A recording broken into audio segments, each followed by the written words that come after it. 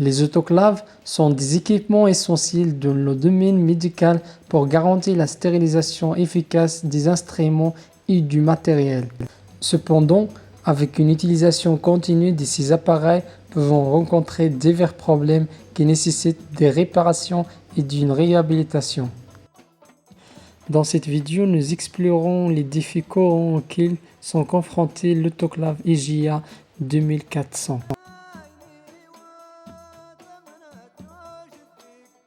L'eau contenant des niveaux élevés de calcium peut entraîner la formation de tartre à l'intérieur de l'autoclave, ce qui peut entraîner des problèmes de performance, tels que l'accumulation de la tartre sur les composants internes de l'autoclave, tels que les éléments chauffants et les valves, affectant ainsi l'efficacité de la chaleur et de la vapeur.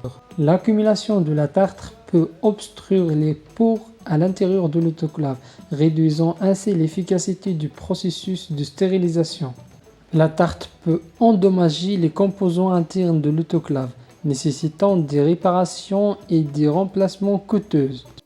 La meilleure solution, utilisation d'eau filtrée ou installation d'un système de filtration d'eau pour réduire l'accumulation de tartre à l'intérieur de l'autoclave.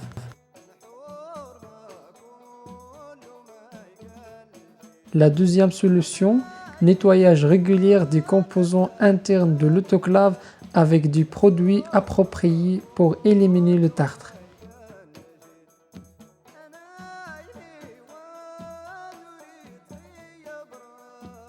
Pour diminuer les pannes, il faut réaliser une maintenance périodique de l'autoclave, y compris l'inspection et le nettoyage des composants internes et leur remplacement si nécessaire.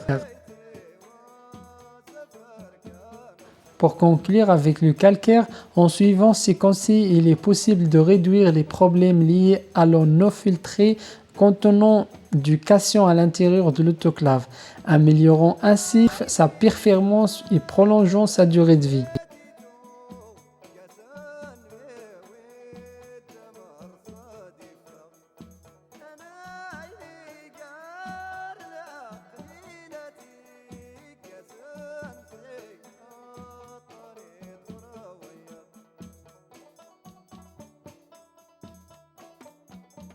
Ici, j'utilise l'acide pour éliminer le calcaire et je vous conseille également de prendre les précautions nécessaires car est une substance très dangereuse.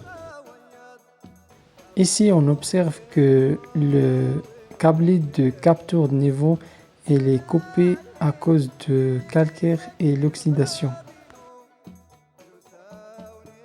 Si vous rencontrez le problème de capteur de niveau et souhaitez le dépanner, vous pouvez le couper et coller avec le carcasse et surveiller l'eau personnellement.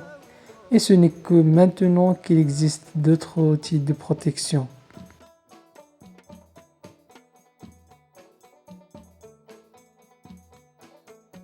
Dans cette autoclave, nous remarquons que la vis responsable de la fermeture de la porte est usée en raison de la friction, ce qui empêche la porte de se fermer correctement. Dans ma propre expérience, j'ai résolu le problème en soudant une nouvelle pièce et en remplaçant les crocs, ce qui résout le problème efficacement. L'utilisation de l'eau non filtrée avec les autoclaves l'un des plus grands problématiques rencontrées.